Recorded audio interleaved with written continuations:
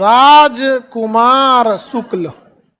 राजकुमार शुक्ल, इन्होंने महात्मा गांधी को कहा कि बिहार में बहुते समस्या है, खास करके चंपारण में। कहां पे?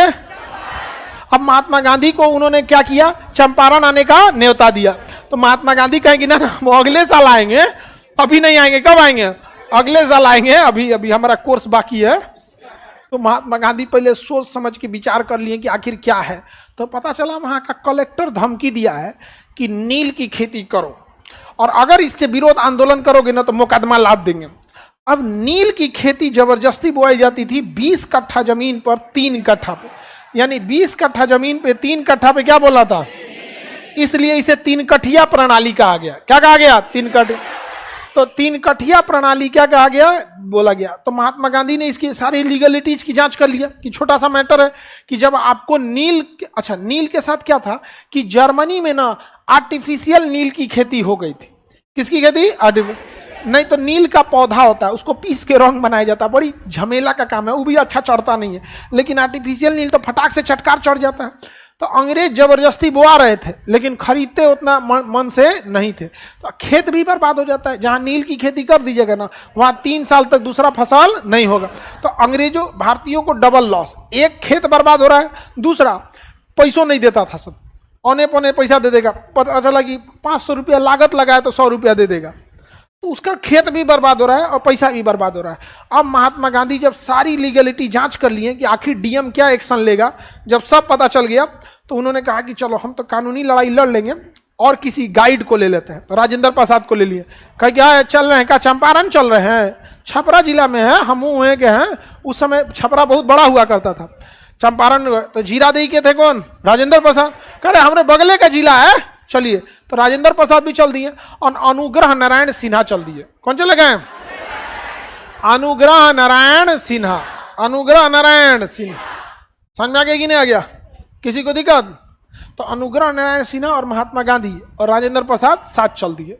अब महात्मा गांधी ने कहा अनुग्रह नारायण सिन्हा को, एक काम कीजिए, आप जाइए गांव वालों को कहिए कि आंदोलन के लिए बुलाया जाए। गांव वाला डरे अहिबे नहीं किया, कहा गए हम नहीं आ जाएंगे, यहाँ बवाल हो जाएगा, डीएम केस मुकदमा कर देगा।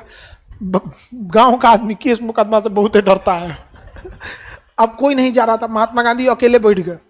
10-15 आदमी आया, गोड़ दबा के महात्मा गांधी के बगल में बैठा था, हवाई चप्पल उतार के कि अगर पुलिस आएगी ना तो चप्पल हाथ में लेंगे और भाग जाएंगे यहाँ पर।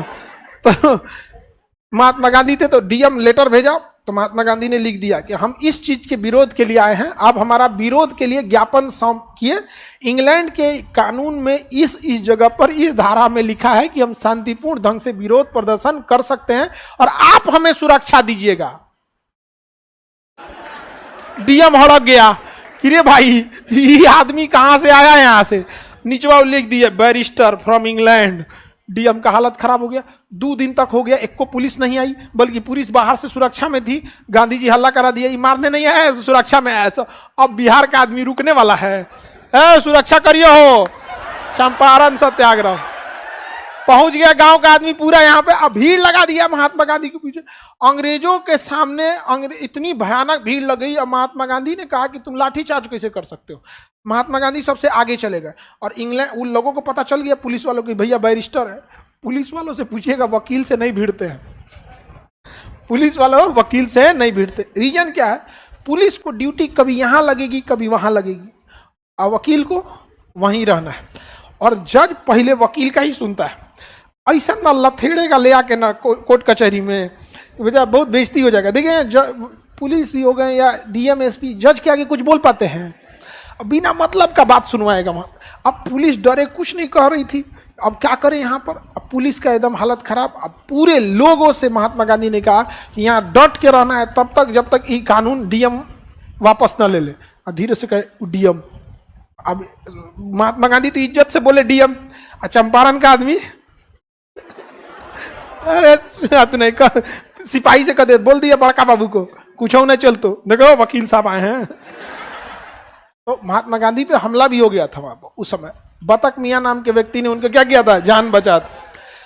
तो उन्होंने बाद में, भीड़ भाड़ में हो जाता है ये सब चीजों को, महात्मा गांधी के साथ बाद में डीएम को झुकना पड़ा और महात्मा गांधी के द्वारा चलाया गया यह आंदोलन भारत में सफल हो गया। और 1857 की क्रांति के बाद पहली बार अंग्रेज झुके थे सब। तो ऐसा लगा था पत्थर पे दूब जमल है।